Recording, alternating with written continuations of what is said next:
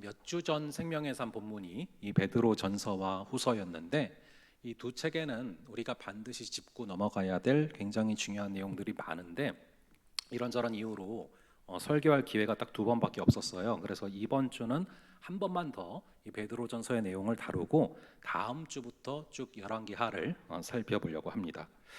제가 지난번에 우리 형제들 세 명이랑 함께 밤 11시까지 이런저런 얘기를 나눌 기회가 있었는데, 그때 나온 주제 중에 하나가 이 술 얘기였습니다. 뭐 당연히 술자리는 아니었고 카페에서 이제 술 얘기가 나온 건데, 그때 형제들이 말했던 얘기가 뭐였냐 하면은 이 술을 마시는 크리스찬들에 대한 반응에 대한 얘기였어요. 크리스찬으로서 술을 마시는 게 좋지 않고 술에 취하는 것이 좋지 않다라는 것을 알고는 있는데, 정작 그 친구들이 왜 술을 마시면 안 되냐라고 물어볼 때, 또 유독 왜 술 마시는 거에 대해서만 민감하게 구냐라고 반응할 때 이거에 대해서 마땅히 대답해 줄 만한 내용이 없다, 뭐 그런 이야기였습니다.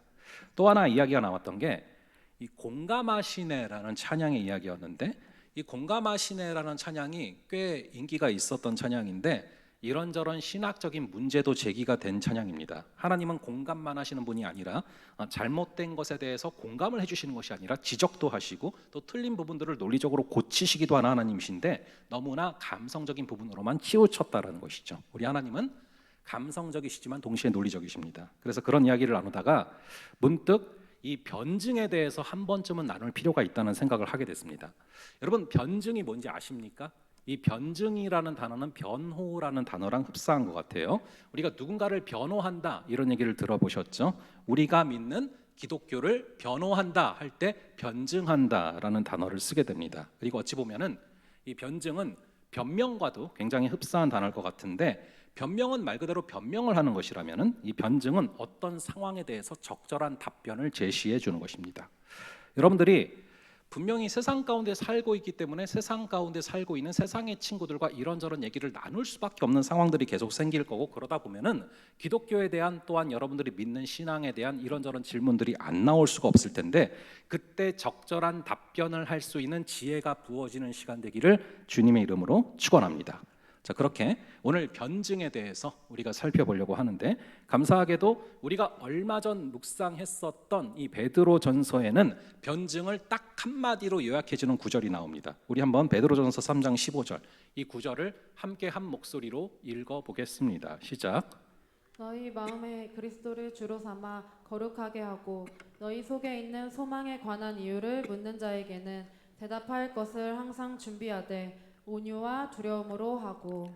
이 구절은 기독교 변증학을 연구하는 학자들에게 요절이다라고 불리는 구절인데, 이 구절을 살펴보면 변증의 몇 가지 틀이 담겨 있습니다. 우선은 너희 마음에 그리스도를 주로 삼아 거룩하게 하라. 우리가 이 땅을 살아갈 때 거룩해야 됩니다. 제가 지난번에 말씀드렸지만 우리 크리스찬들의 삶은 이 배와도 굉장히 흡사한 측면이 있어요. 이는 배는 바다 가운데 있어야 됩니다. 왜냐하면 항해를 목적으로 지어졌기 때문에 배가 바다 가운데 있지 않으면 더 이상 배가 아니죠. 근데 그렇다고 해서 정작 그 바다에 있어야 되긴 하지만 정작 그 바닷물이 배로 들어오면은 침몰하게 됩니다. 교회도 그래요. 교회도 세상 가운데 있어야 됩니다. 그래서 우리를 세상의 빛과 소금이라고 하셨습니다. 그래서 배가 바다 가운데 있어야 되듯 이 교회도 세상 가운데 있어야 되는데, 정작 세상 가운데 있다고 해서 세상이 스며들면은 침몰하게 되는 것이죠. 제가 자주 강조하는 in the world but not of the world, 즉 세상 안에 살아가지만 세상의 한 부분이 돼서는 안 된다가 바로 그 말입니다. 그렇다면 어떻게 해야 우리가 그 거룩함을 유지할 수 있을까? 이것을 베드로 사도가 말하고 있는데, 마음속에 오직 다른 것이 아니라 그리스도를 주로 삼은, 즉 그리스도를 주인으로 삼은 사람이 거룩하게 되는 것입니다. 거꾸로 마음에 그리스도를 주로 삼는 것이 아니라 나를 주로 삼는다거나 아니면 사람을 주로 삼는다거나 아니면 물질을 주로 삼는다거나 다른 것을 주로 삼는 자는 거룩하지 않다라는 것이죠. 우리의 삶은, 우리의 주인은 그리스도다, 이것을 변증해야 되는 것, 이것이 우리의 변증의 목표다라는 것을 말하고 있는 것이죠. 그리고 그렇게 주는 그리스도이기 때문에 세상에서 다른 주를 모시고 있는 사람과는 구별되는 것, 그게 이제 구별된 삶이라고 칭할 수 있습니다. 예를 들면은 이 세상에서는 주인 주자를 쓰는 것이 아니라 술 주자를 쓰면서 내 주님은 술이다 뭐 이렇게 말하기도 하잖아요. 그렇게 살아가는 세상의 사람들과 다르게 살아가기 시작할 때 세상 사람들이 왜 너는 다르게 살아가냐라고 물어봐 오는 지점이 생기기 시작한다라는 것이죠. 그때 그 이유를 설명할 준비를 해놔야 된다라는 거예요. 그 이유가 로고스고 그 이유에 대해서 답변을 해주는 것을 아폴로기아라고 하는데 그 단어가 바로 변증이라는 단어입니다. 우리 다시 한번 베드로전서 3장 15절을 볼게요. 베드로전서 3장 15절 다시 한번 함께 읽어보겠습니다. 시작. 너희 마음에 그리스도를 주로 삼아 거룩하게 하고 너희 속에 있는 소망에 관한 이유를 묻는 자에게는 대답할 것을 항상 준비하되 온유와 두려움으로 하고. 자, 이 구절을 제가 이제 설교하기 전날에는요, 이 원어로 계속 여러 번 보거든요. 원어로 계속 살펴보는데 보다 보니까 어저께 조금 저 나름대로는 중요한 걸 좀 캐치를 했어요. 번역이 약간 잘못된 부분이 있어요. 여기 보면은 소망에 관한 이유를 묻는 자라고 나오거든요. 근데 헬라어로 보면은 소망에 관한 이유를 묻는 모든 자들에게, 모두에게라고 돼 있더라고요. 그래서 제가 어제 밤에 계속 이거를 보다가 이게 조금 다르네 그걸 봤거든요. 근데 이 모두에게를 아는 게 중요해요.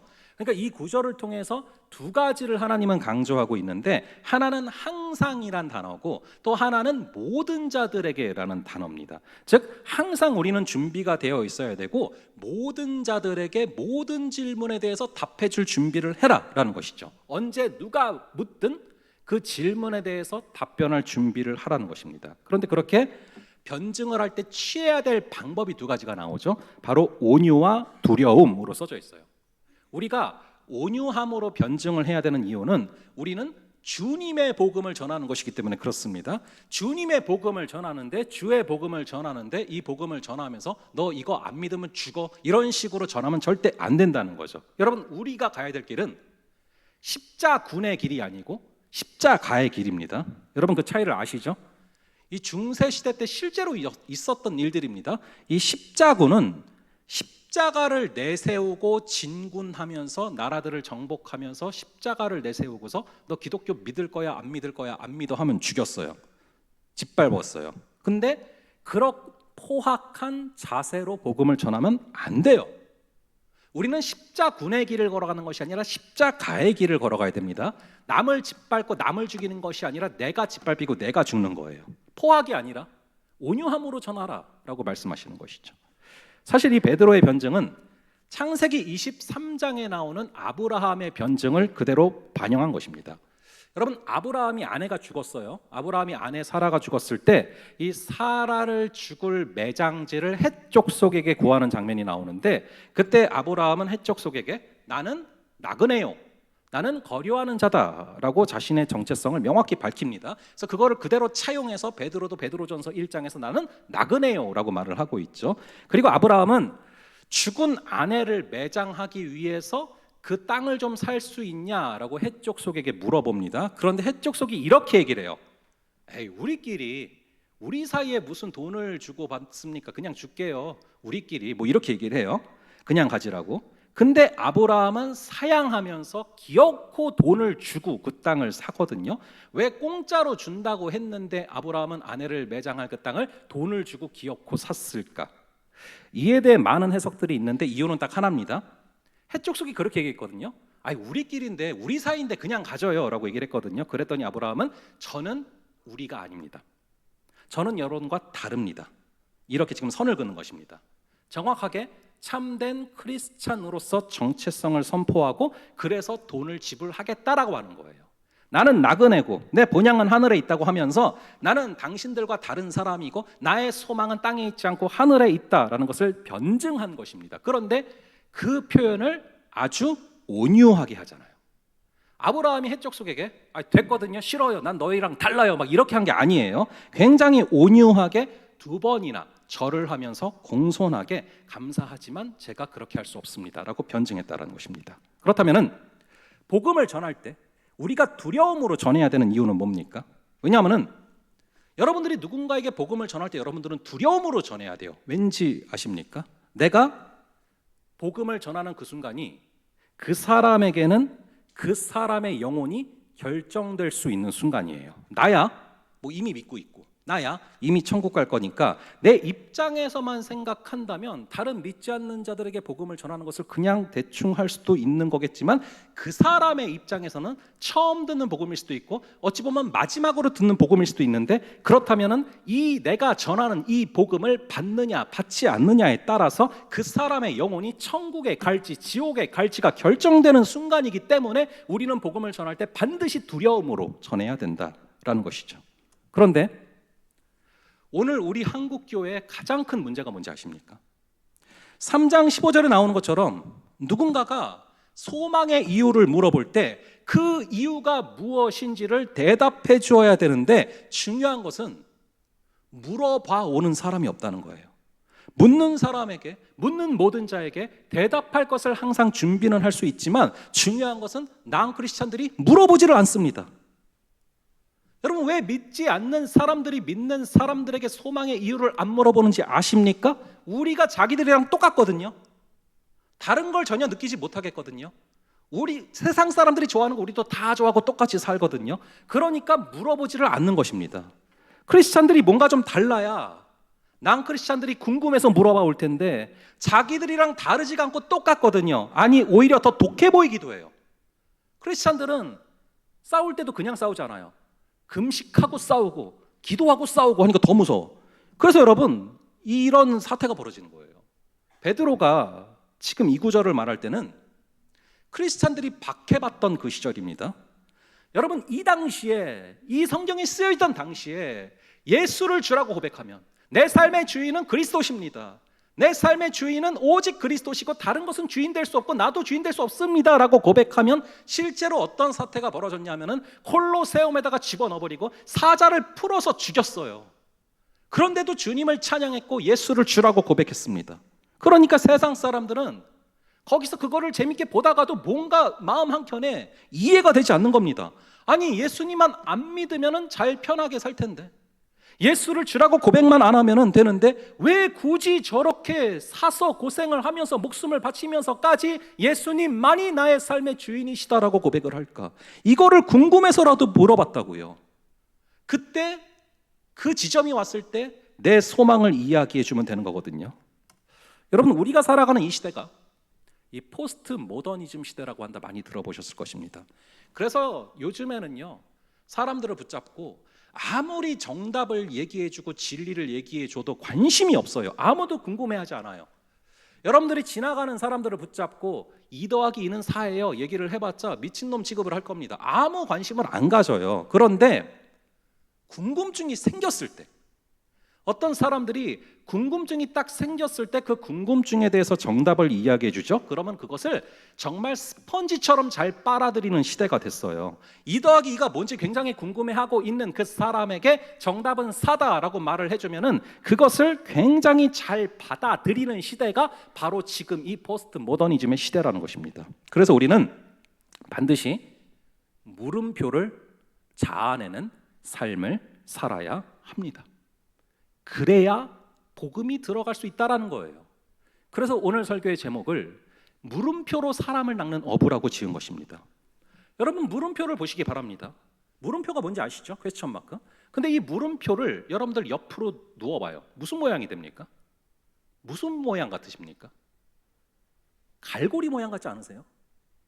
억지 같으십니까? 여러분, 물음표를 한번 눕혀보라고요. 이게 갈고리 모양이 돼요. 그래서 물음표는 실제로 수많은 영혼들을 주께로 이끄는 갈고리 모양이 되는 것입니다. 여러분, 베드로의 소명이 뭡니까? 예수님께서 뭐라고 하셨죠?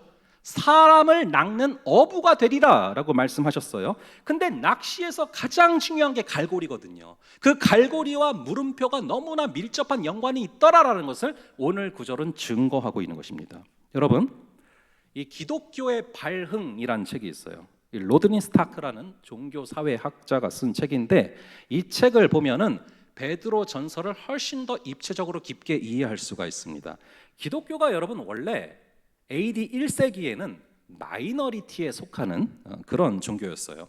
근데 역사적으로 실제로 AD 4세기에 들어가면서는 전 세계를 정복하는 종교가 됐고요. 심지어 세속의 모든 문화들을 주도하는 그런 종교가 됐거든요. 여러분, 그 이유가 뭔지 아십니까? 많은 사람들은 이 콘스탄틴이라는 황제가, 이 로마 황제가 기독교로 개종을 했고, 그래서 그때부터 기독교가 국교화됐다. 그게 이유다라고 봅니다. 그런데 좀 아까 바라본 책이 굉장히 중요한 이유는, 이 책은 그런 이유도 당연히 있겠지만 기독교 자체적으로 그 당시에 그 기독교 안에서 세상을 바꿀 수 있는 DNA를 가지고 있었다라고 분석하는 책이에요. 그래서 굉장히 의미 있는 관찰이라고 저는 보여지는 책인데, 왜냐하면 그러한 DNA를 잘 분석하면 지금 우리도 기독교의 진리를 세상 가운데 훨씬 더 효과적으로 증거할 수 있기 때문에 그렇습니다. 그래서 이 책에서 우선적으로 말하는 DNA가 뭐냐면은, 그 당시에 로마 제국 안에 역병이 있었는데요. 그러니까 우리가 경험한 코로나 같은 전염병이 극심하게 돌았다는 것입니다. 그런데 전염병이 있을 때마다 모든 사람들은 도시 밖으로 도망을 치는데, 기독교인들은 그 도시에 남아서 전염병을 앓고 있는 사람들을 고치고 그들의 치유를 위해서 힘썼다는 거예요. 이걸 좀 더 심화시켜서 말하는 장을 살펴보니까 AD 165년과 251년 두 해에 걸쳐서 당시 로마 제국에 코로나를 능가하는 전염병이 돌아서 인구 3분의 1이 죽은 사건이 있습니다. 그 시기가 세상 사람들이 기독교의 메시지에 귀를 기울이는 가장 효과적인 접촉점이 됐는데, 두 가지 측면에서 그렇다라고 분석합니다. 우선은 기독교가 제시하는 말씀이 왜 착한 사람들이 고난을 당하는가에 대해서 정확한 답을 제시해 줬다는 거예요. 그 시대 당시의 사람들이 그게 이해가 안 갔는데, 이 기독교는 선한 사람들이 왜 고난을 받느냐에 대한 정확한 답변을 제시해 줬다는 것입니다. 두 번째로, 수많은 박해가 있었는데 박해가 있을 때마다 크리스찬들은 그것에 대항해서 싸우는 게 아니라 오히려 선으로 악을 이기는 모습을 보여주었고, 그것이 결국 세상 사람들로 하여금 기독교를 받아들이게 만드는 중요한 역할을 했다는 것이죠. 이런 맥락은 베드로전서의 중심적인 맥락과 완벽히 일치합니다. 우리 한번 13절의 말씀을 볼게요. 우리가 오늘 읽은 이 13절의 말씀을 한번 함께 읽어보겠습니다. 시작. 또 너희가 열심으로 선을 행하면 누가 너희를 해하리요. 선을 행할 때 대충 행하고 조금 행하면 그 선을 무시할 수 있다는 거예요. 근데 열심히 선을 행하면 대부분의 경우는 그 선을 받아들이게 된다. 이어서 14절을 볼게요. 14절 말씀 함께 읽어보겠습니다. 시작. 그러나 의를 위하여 고난을 받으면 복 있는 자니 그들이 두려워하는 것을 두려워하지 말며 근심하지 말고. 그럼에도 불구하고 가끔은 열심히 선을 행하는 사람들에게도 핍박이 있을 때가 있다는 거죠. 당시에 크리스찬들은 그런 경우가 많았습니다. 그런데 그렇게 의를 행하다가 고난을 받으면 복이 있나니 두려워 말라는 것입니다. 그런 가운데 소망을 가지고 있으면 그 소망을 가지고 끝까지 인내할 수가 있는데, 그 소망에 대한 이야기가 바로 15절인 것이죠. 제가 종종 이 크리스찬들과 그리고 난 크리스찬들의 교집합이 뭘까를 굉장히 자주 고민해 봅니다. 우리가 갖고 있는 크리스찬들의 덕목 가운데 최근에 요즘에 세상의 사람들도 매력적으로 느끼고 관심을 가질 수밖에 없는 그런 덕목이 뭐가 있을까 생각을 자주 해보거든요. 여러분들은 뭐가 있을 것 같다고 생각을 합니까? 제가 고민을 많이 해보는데요. 최근 들어서 이 사랑이라는 덕목은 좀 빛이 바랜 느낌이 있어요. 그리고 믿음 역시도 좀 괴리감이 큽니다. 그렇다면 기쁨은 어떨까? 희락, 이것은 어떨까 생각을 해봤는데, 세상 사람들도 기독교인들 못지않게 재밌게 놉니다. 훨씬 더 재밌게 놀아요. 그래서 우리가 제시하는 기쁨이 세상 사람들에게 그렇게 큰 매력으로 다가가진 않을 수 있을 것 같아요. 그런데 오늘 본문이 말하는, 그리고 베드로 전서 후서가 말하는 이 소망은 요즘의 세상을 살아가는 사람들에게 정말로 매력적인 부분이 될 수가 있습니다. 요즘 여러분 살아가는 게 만만치가 않아요. 우리 부모님들도 너무 힘들게 사시고요. 여러분 모든 주변을 바라볼 때요, 너무나 사는 게 힘듭니다. 이 소망의 인내가 있어야 버틸 수 있는 지금 시대거든요. 근데 세상에는 가짜 희망은 많은데 진짜 소망은 없어요. 왜냐하면 소망이라는 것은 부활이 있어야 주어지는 것이거든요. 죽음을 이기는 산 소망, 이것을 여러분 믿지 않는 세상 사람들도 지금 간구하고 있어요. 그래서 여러분들이 이 세상에는 이게 없다라는 걸 아셔야 돼요. 왜냐하면 세상에는 부활이 없거든요. 우리는 망해도 괜찮아요, 여러분. 살면서 망해도 괜찮아요. 죽어도 괜찮아요.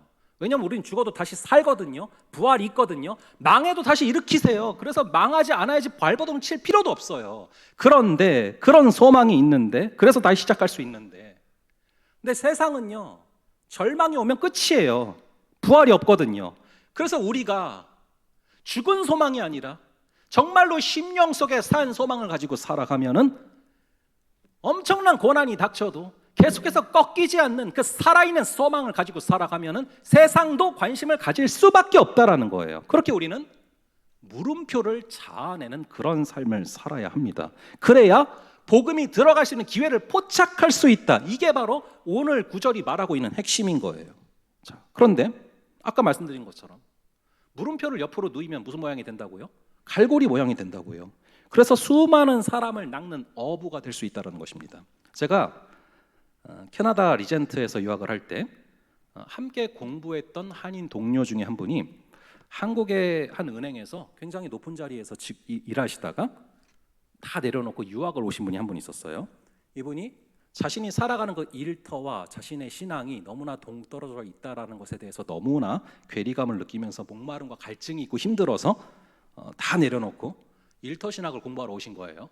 그런데 그분이 저랑 이제 동갑이었어요. 똑같은 그 닭띠였거든요. 동갑이었는데 이제 친구죠, 어떻게 보면. 그런데 저는 계속 목사였고 이분은 평신도였다 보니까 쉽게 말을 놓지를 못하고 말을 놓는 걸 어려워하시더라고요. 그래서 같이 그냥 존댓말을 썼었거든요. 저는 그분과 이런저런 이야기를 나누면서 참 많은 도전을 받게 됐는데 하루는 이분이 은행에서 겪었던 일을 얘기를 해주셨어요. 은행에서 일을 하다 보니까 그렇게 술자리가 많다는 거예요. 그때가 이제 2010년 그때니까 훨씬 더 지금보다 술자리가 많을 때죠. 근데 이분이 크리스찬이니까 술을 안 마셨는데 안 마시기 위한 답변이 저는 참 인상적이었어요. 이분이 뭐라고 하셨냐면요, 내가 사랑하는 그분이 싫어해서 나는 마실 수 없다. 딱 그렇게 얘기를 하시는 거예요. 그러니까 그냥 크리스찬이라서 못 마셔랑 얼마나 차원이 다릅니까? 근데 그 이후의 행동들이 더 감동이에요.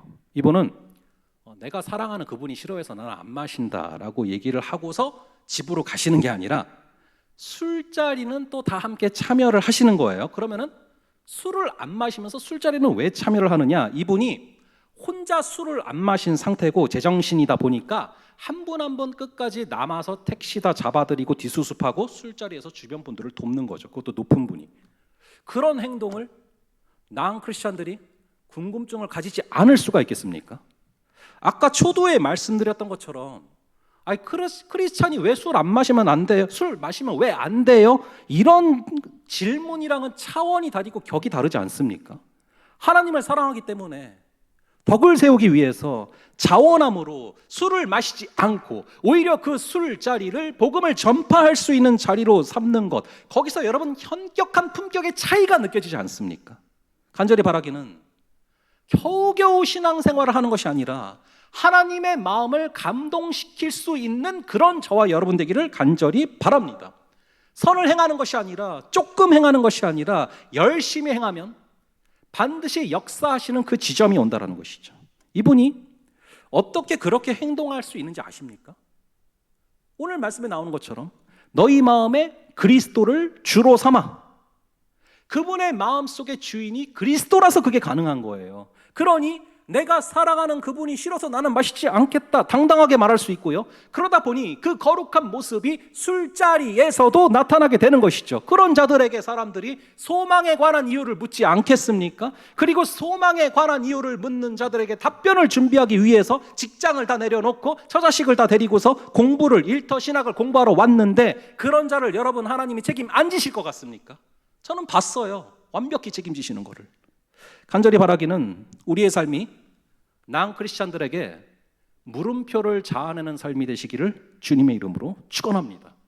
그럴 때 그 물음표는 갈고리가 되어서 소망에 관한 이유를 묻는 자들을 분명히 만나게 하시고 만나게 하시는 자들에게 주는 그리스도이십니다. 이것을 변증하는 그런 저와 여러분 되기를 간절히 바랍니다. 저도 이분에게 은혜를 입은 순간이 있습니다. 캐나다에서 리젠트 신학교에서 입학해서 첫 학기가 지나갈 무렵에 더 이상 월세를 낼 수가 없어서 한국행 티켓팅을 알아보던 순간이 있습니다. 공교롭게도 그 당시가 아내와 아이들도 비자 문제로 한국에 있었는데 동시에 그날 한국에서 머물 곳이 없어져서 정말로 깊은 절망에 빠졌던 순간입니다. 제가 그날 하루 종일 울었어요. 하루 종일 눈물이 계속 나왔어요. 그런데 그날 제가 제 사정을 그 누구한테도 직접 얘기한 적이 없어요. 근데 이분이 어떻게 직감적으로 알고 저에게 전화가 오셨어요. 목사님, 콜라 한잔 하시죠. 뭐 이렇게 당시 제가 콜라를 마실 때니까 그렇게 와서 콜라를 한잔 하다가 봉투를 주고 가셨습니다. 그래서 이게 뭐냐고 물어봤더니 교회에서 한 성도님이 장학금을 하라고 큰 봉투를 주셨는데 이상하게 성 목사님이 생각이 나서 가지고 왔다고. 그런데 그 두꺼운 봉투를요 뜯지도 않고 그대로 가져오셨어요. 그걸 주시겠다고 하는데 제가 그걸 어떻게 받습니까? 극구 사양을 하는데 결국 던지고 가셨어요. 근데 그게 2달치 월세비였고 2달이 지나간 후에 사역지가 구해졌고 저는 다시 유학 생활을 이어갈 수 있었습니다. 여러분, 이분이 어떻게 자기에게 들어온 봉투를, 그것도 두꺼운 봉투를 어떻게 봉투를 뜯지도 않은 채 남에게 전해주는 것이 가능합니까? 여러분, 성령께서 감동을 우리에게 주실 때가 있거든요, 이런저런. 근데 감동을 주신다고 해서 거기에 순종하는 게 어려운 일이잖아요. 근데 이분은 삶의 주인이 진짜로 돈이 아니라 하나님인 거예요. 그러니까 자신에게 들어온 것인데 당연한 건데 그거를 봉투도 뜯지 않고 그 두꺼운 거를 남에게 전해주는 게 가능한 것입니다. 그러니 세상 사람들은 도저히 이해할 수 없는 행동이 가능한 것이에요. 그러니까 이분이 한국에서 술자리에서 그렇게 행동을 했다고 하시는데 그게 안 봐도 그림이 그려지더라고요. 우리 다시 한번 베드로전서 3장 15절을 읽겠습니다. 다시 한번 베드로전서 3장 15절을 함께 읽겠습니다. 시작. 너희 마음에 그리스도를 주로 삼아 거룩하게 하고 너희 속에 있는 소망에 관한 이유를 묻는 자에게는 대답할 것을 항상 준비하되 온유와 두려움으로 하고. 우리 마음속의 주인이 돈이 아니라 술이 아니라 내가 아니라 오직 그리스도가 주인 되는 역사가 있기를 주님의 이름으로 축원합니다. 그럴 때 우리는 거룩하게 되고 그럴 때 심지어 안 믿는 자들도 그 소망에 관한 이유를 묻는 지점이 다가오게 됩니다. 그때 대답할 것을 항상 온유함과 두려움으로 준비하며 걸어가는, 그래서 하나님을 만나게 될 때 하나님이 기뻐 안아주시는 그러한 그리스도의 제자 되기를 주님의 이름으로 축원합니다. 우리 함께 그러한 물음표를 던지며 살아가는 우리의 삶이 되게 하여 주시옵소서.